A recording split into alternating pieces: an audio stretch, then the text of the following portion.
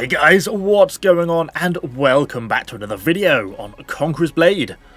So, the Modao Battalion has finally been released, and yeah, we've not played it that much yet. I've had sort of 10 or so games with it, been quite enjoying it, and since I'm going to be away with work tomorrow and only on my laptop, I thought, well, let's have a little bit of a look at them, get into a little bit of a video, because actually, so far, I've really enjoyed these guys as a unit, and so I thought we'd take a bit of a look at them. Currently only got them up to level 22, so we've still got another 8 levels to go. And when we tried them in the PTR, if you remember the PTR testing back at the start of Season 8, they kind of had some positives, but I wasn't really sure if they were going to really work out. But actually, as I say, really enjoying them. I think the closest comparison so far is Sealadars. We talk about them all, they've been talked about a lot as an, quote-unquote anti-cav unit. I think, really, they're more of an anti-infantry unit. They do have some anti-cav capability. Not really got to have too many situations where I've really get to try it against, like, Hussars actually in anger.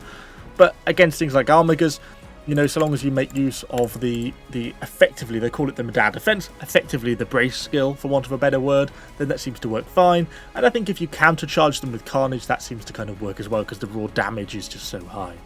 But for me, it's their anti-infantry, it seems to work really well, and in that sense, they play like a Sealadar.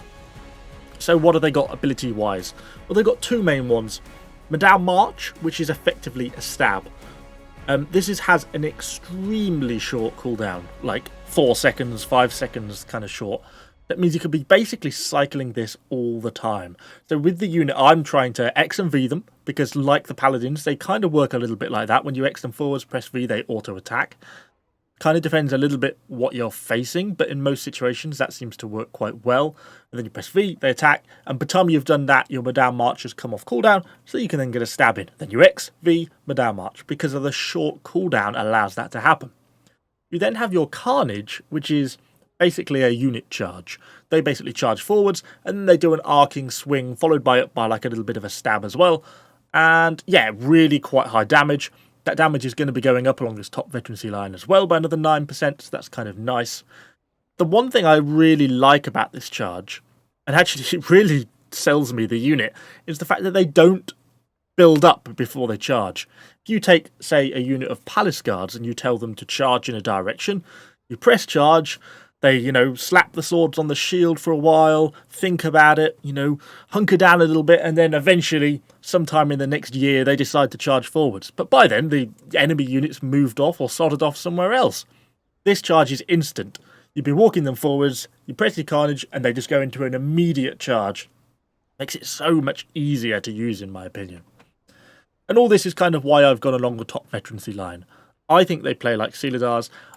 Defensively, it's not that they're bad, and obviously they would be better down the bottom line defensively, but I don't think you're going to be getting high enough on those piercing and slashing defenses, particularly for a unit that hasn't got a shield, for it to really become a sort of quote-unquote tanky unit. So I think they're all about that raw damage output. It's about being able to defeat the enemy unit before they can sort of get to you. And in that sense, there's some really nice things, particularly there's 20% increased cav damage, a lot of 15% Modao March damage increase. That's 15% on that stab, which has that 5-second cooldown. That's huge.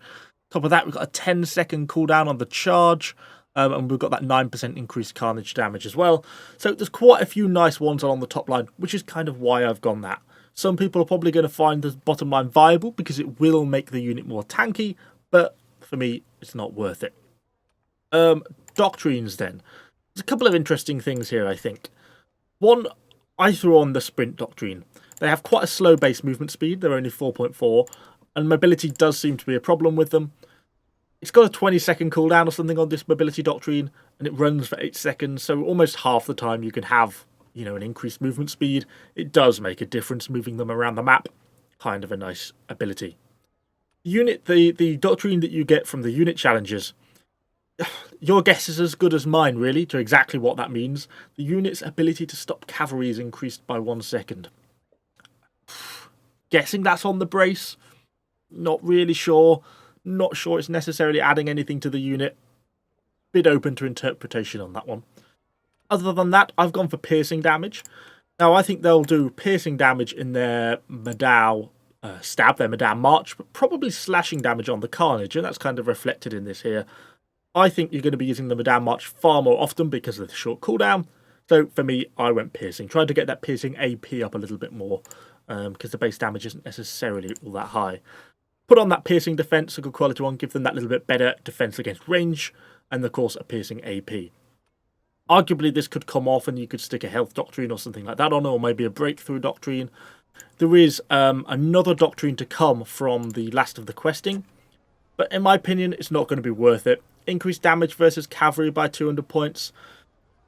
So that's bad. I mean, that's nice, I suppose, but in most situations the unit either beats cavalry or it doesn't. I just don't think a 200 point damage increase when you're sort of going to be hitting them for 1,000, 1,500 in the odd situation that you're actually using these really in an anti-cav roll just doesn't seem really worth it to me. So probably not a doctrine that I'm going to be putting on. But anyway, let's hop into some battles with them, see how we get on and see what we can do. So we kick things off on White Elk Fort. The enemy have just got their siege towers in, and a slightly nervous Evo is trying to decide exactly what he wants to do. I kind of want to engage this stuff at the top, but there's a few problems. I need to get my Carnage charge off, and there's quite a big gap between me and the enemy there, and I worry about something like that longsword or something like that might use the ult to effectively interrupt my charge. But as the enemy get really close, I decide it's time to go. The other Modao do the same, but they get interrupted. Look at this. They basically insta-kill that full unit of grey hairs. We've just gone from 0 to 25 kills in one swing. You know, and that's a full stack of grey hairs. A very defensive unit. That carnage on this unit is insane. I pulled a little bit to the left just to check for trebs. I thought they might kind of fling one in there. Finish off what's left. Get ourselves up to 35 kills. Clear the tower.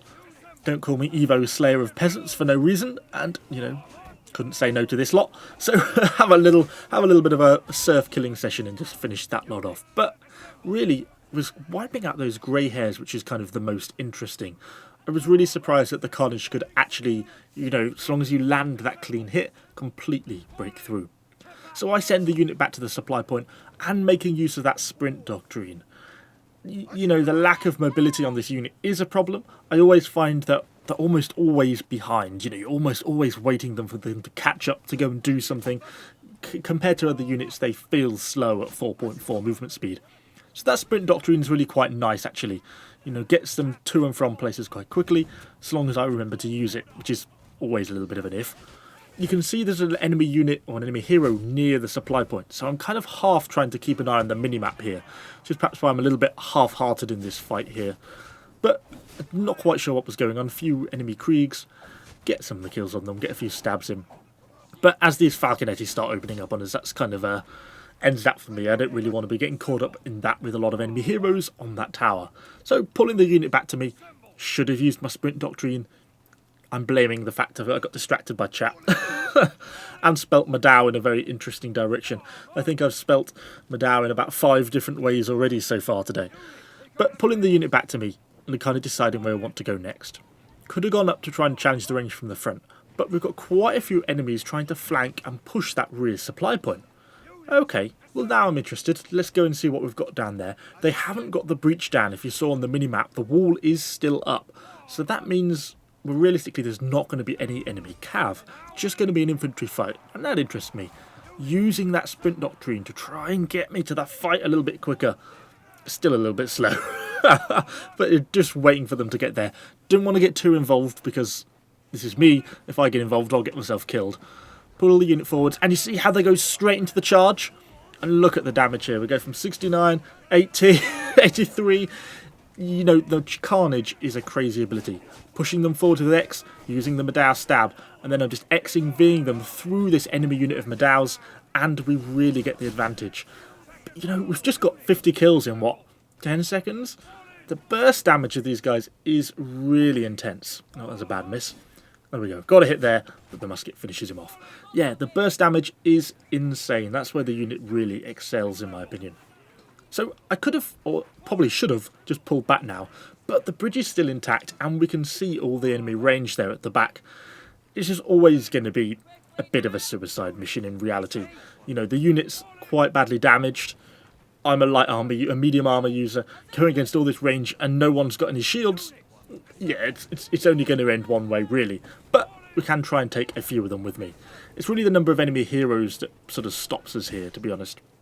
Particularly with things like the explosive arrows, the musket bombs and stuff. Trying to get through, but their enemy heroes are doing a really good job of blocking.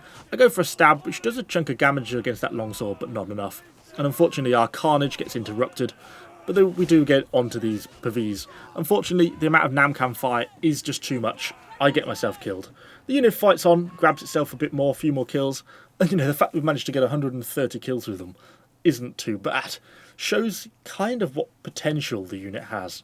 And they're certainly, well, my favourite unit so far of the new season. Certainly a lot better than the monks. And for me, definitely more enjoyable than the grey hairs because their burst damage is just so high. I know I'm kind of banging on about that, but that to me is what the unit is about, more than its anti-cav abilities. Anyway, kind of will leave it at that. That's all I've got for this video. Hopefully you've enjoyed it. If you have, do let me know what you think in the comments down below. And of course, subscribe to the channel for a lot more Conqueror's Blade content. Thanks for watching, guys, and I shall see you all on the next one.